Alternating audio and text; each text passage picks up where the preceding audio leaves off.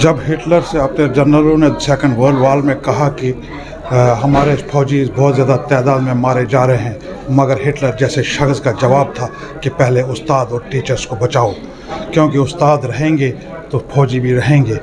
मगर आज कश्मीर में एक उस्ताद की जो जम्मू से उठकर कश्मीरी गरीब बच्चों को पढ़ाने के लिए जम्मू से कश्मीर जाता है, मगर वहाँ पे उनकी हत्या की जाती है। आज हम इस वक्त आए हैं मास्टर दीपक चंद जी के घर में। उनके घर वालों के साथ आप देखिए, वो उनके फैमिली है, वहाँ उनकी मदर भी हैं, सारे फैमिली है, पूरे परिजन हैं। आप देखिए कि उनके आंसू, उनके जो दिल है, कितने खून के आंसू बहा रहे हैं उनके। हम शायद उनसे बात भी ना कर पाएंगे। आप देखिए कि उनके घर में क्या हालात हैं, कौन से जो हालात है। यहाँ पे आप देख सकते हैं कि ये दीपक चंद जी का घर है, जहाँ से हम आपको ये दिखा रहे हैं कि उनकी फैमिली जो यहाँ पे पूरे बैठी हुई है, जहाँ कश्मीर में आज उनको गोली मार स्कूल के बाहर गोली मारकर हत्या की गई। आप देखिए उनके घर वालों का, आप देखिए उनके घर वाले भी, हम कोशिश करेंगे उनके घर वालों से बात करने की भी। ये हम आपको दिखा रहे हैं, ये जो बीच में है ये उनकी बीवी है, देखिए किस हाल में है। ये सोच रहे होंगे कि हमने कौन सा पुण्य का काम था जो वो करने गए और उसकी सिला, उनको सज़ा, उनका सिला जो है उनको इस सूरत में मिला, क्योंकि वो कश्मीर में लोगों को पढ़ाने गए थे, जागरूक करने गए थे, मगर उनको उसका जवाब गोली से मिला। आप देख सकते हैं ये मास्टर दीपक चंद के जो फैमिली है, उनका परिवार है। आप उनके परिवार देखिए कि कितना खून के, न सिर्फ उनका परिवार, बाकी यहाँ के जितने भी हमसाए वो सब उनके उस सूरत में न सिर्फ उनका परिवार, पूरा मोहल्ला, पूरा जम्मू उनके इस निर्मम हत्या से खून के आंसू रो रहे हैं।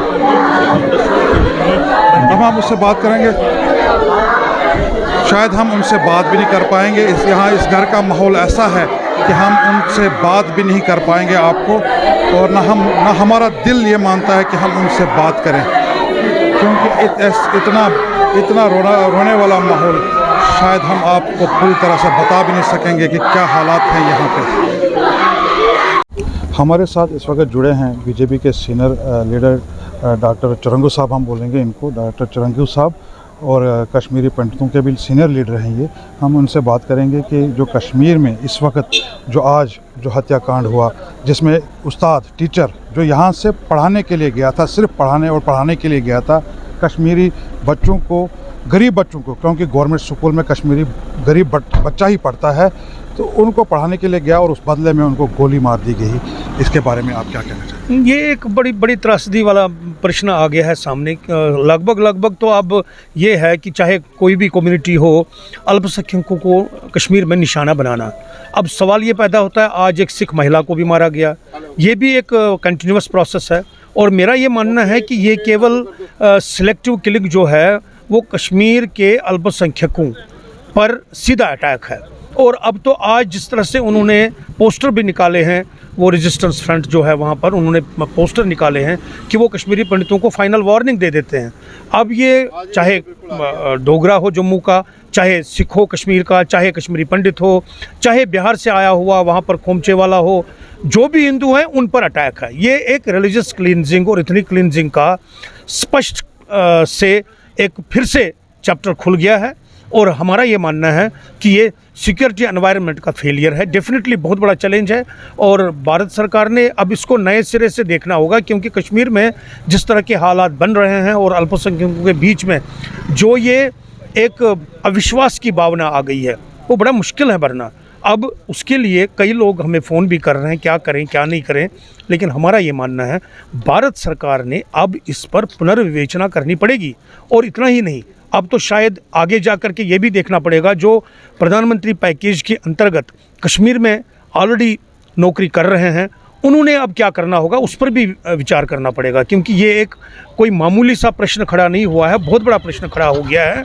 और हर एक व्यक्ति जो कश्मीर में अल्पसंख्यक है उसको ये लग रहा है कि वो टारगेट पे है। मैं स्पष्ट रूप से कहना चाहूँगा, central government is conscious of what is happening in Jammu and Kashmir state, but at the same time मैं ये भी कहना चाहूँगा कि जब आतंकवाद की बात आती है, ये normal law and order situation नहीं होती है।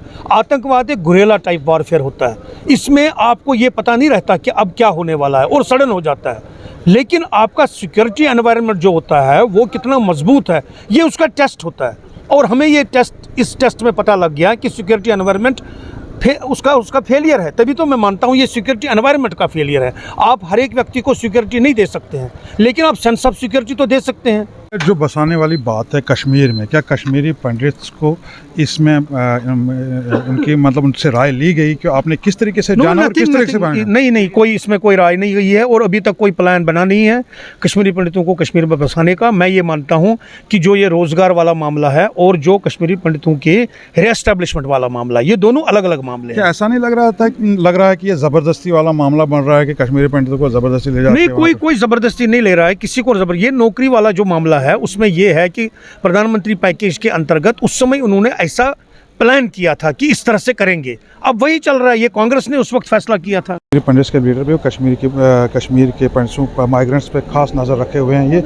इनका ये साफ कहना है कि कश्मीरी पंडितों का इस वक्त इस सिचुएशन में कश्मीर में जाना और उनको बसाना, ये सिचुएशन और आज के हालात इस चीज़ की इजाज़त नहीं देते हैं। सेंट्रल गवर्नमेंट को इस पे विचार विमर्श करना पड़ेगा कि क्या कश्मीरी पंडित्स को वापस ले जाया जाएगा या नहीं, क्योंकि इस वक्त ये जो हालात बन रहे हैं वो कश्मीरी पंडित्स के वहाँ पे रहने और बसने का हालात नहीं है। मैं अभिषेक बारू के साथ यासिन मीर, QNS जम्मू।